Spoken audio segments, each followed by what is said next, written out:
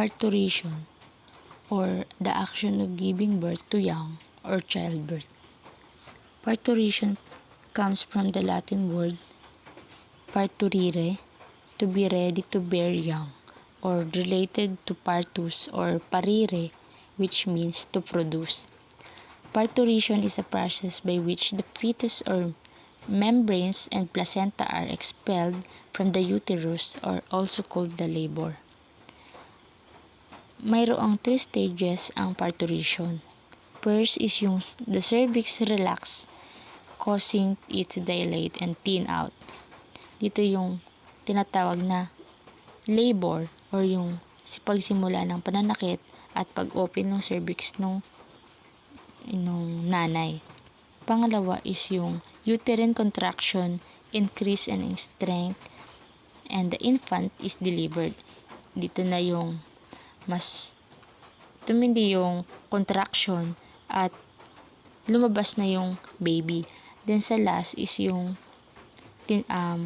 placenta is expelled, or yung tinatawag na parang inul na nung bata is yung huling lalabas. There are different types of delivery. Una is yung vaginal delivery. Next is the assisted vaginal delivery. Pangatlo is yung C-section or cesarean birth. Pang-apat is yung VBAC or vaginal birth after cesarean. So, ano nga ba yung vaginal delivery? Vaginal delivery, or when a person gives birth through their vagina or birth canal. Ito yung pinaka-normal birth, or yung pinaka-common at ligtas ng panganganak. At ito ay nangyayari between 37 to 42 weeks of pregnancy. Dito nakapaloob yung sa parturition, which is yung labor, birth, and delivering the placenta. So, ano nga ba yung mga benefits ng normal birth? Una, faster recovery. Pangalawa, mas safe siya dun sa pregnant person at sa baby. Then, mas mababa yung tsansa ng sila ng infections. Next, yung babies are lower risk for sa respiratory problems, at pwedeng mas malakas yung immune system niya. Then, about naman sa lactation, or yung pagagatas ng nanay, mas madali na sa kanya. Mas madali.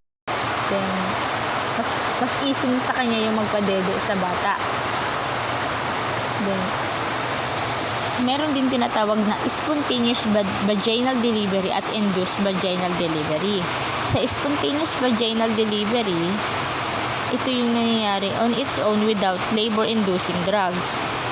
Sa induced vaginal delivery naman, during sa pagle-labor niya, nagtitake siya ng gamot para mas maging madali o mas maging malambot yung pag-open ng cervix ng nanay, para mapadali yung paglabas ng anak at hindi siya mahirapan. So, karamihan sa sumasailalim sa induced vaginal delivery, yung patient na mayroong medical condition, or yung may mga past due or ligpas na sa kaarawan na dapat na ilabas na yung baby. Next is yung assisted vaginal delivery. Dito naman sa assisted vaginal delivery, when your obstetrician uses forceps or vacuum device to get your baby out of your vagina. So, ano nga ba yung example ng assisted vaginal delivery? Una is yung forceps delivery. Ito ay parang tongue-like surgical tools obstetrician used to grasp your baby's head in order to guide them out of your birth canal. Then, yung isa is yung vacuum extraction. Dito naman sa vacuum extraction, your obstetrician places a small suction cup on your baby's head.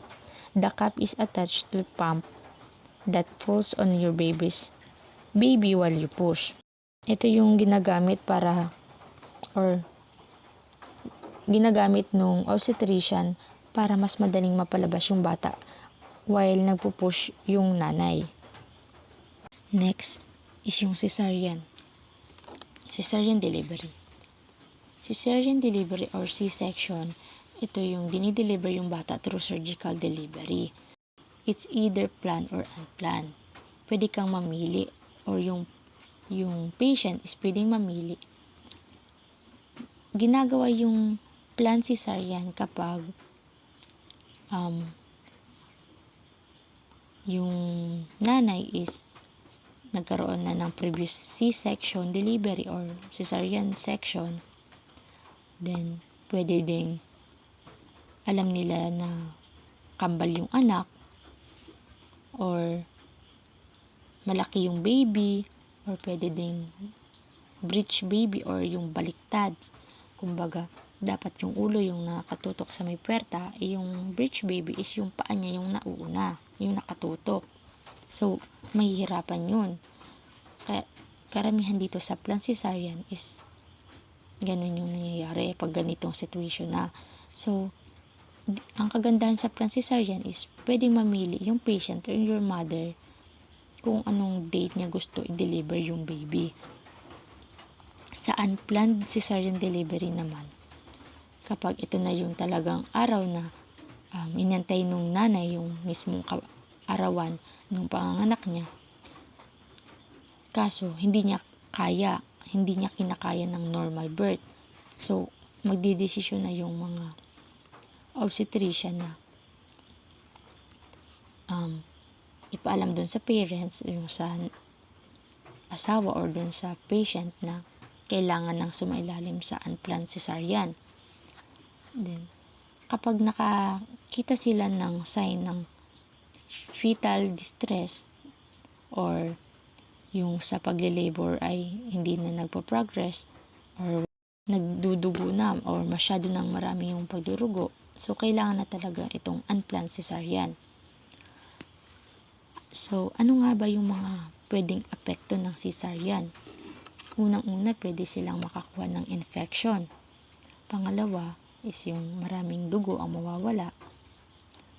Pangatlo is yung pwede silang magka-injury sa bladder kasi nga hihiwain yun. Pangatlo is mas matagal yung pag-recover. Next is yung VBAC or vaginal birth after cesarean section. If you already had a cesarean birth, you may be able to have your next baby vaginally. Pag deliver mo ng baby is cesarean section, so may chance or mataas na yung chance na pwede ka nang manganak ng normal sa pangalawa mong baby.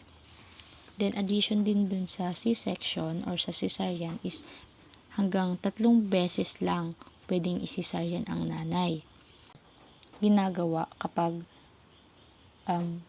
normal birth naman yung nanay, kaso hindi kasya yung ulo ng bata or nahihirapan siyang lumabas. So, ang gagawin ng obstetrician is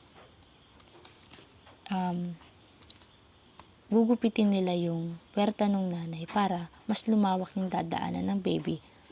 Ang episiotomy ay mayroong dalawang uri.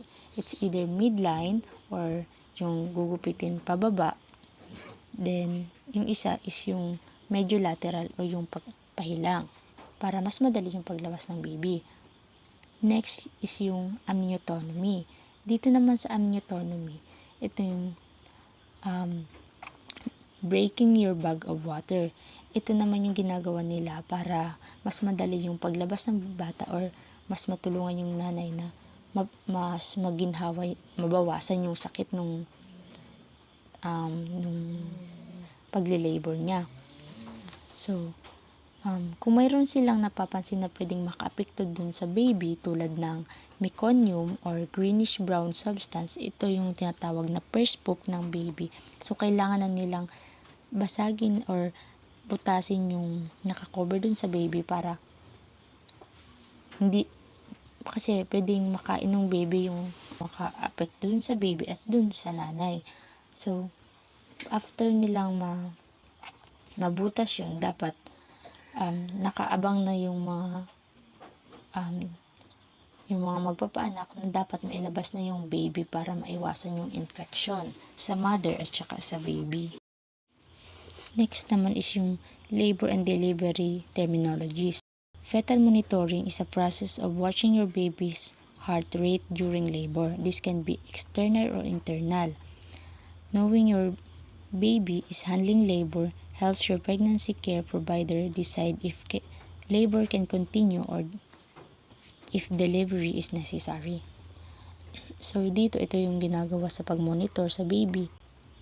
Sa external or ginagamitan nila ng ultrasound device na piniplay sa abdomen para ma-record yung heart rate ng baby. Then, sa internal naman, ginagamitan nila ng small electrode para i-record yung heart rate ng baby. At ito rin yung ay mayroong pressure sensor na nilalagay malapit sa baby para malaman nila or ma-measure nila yung strength of contraction.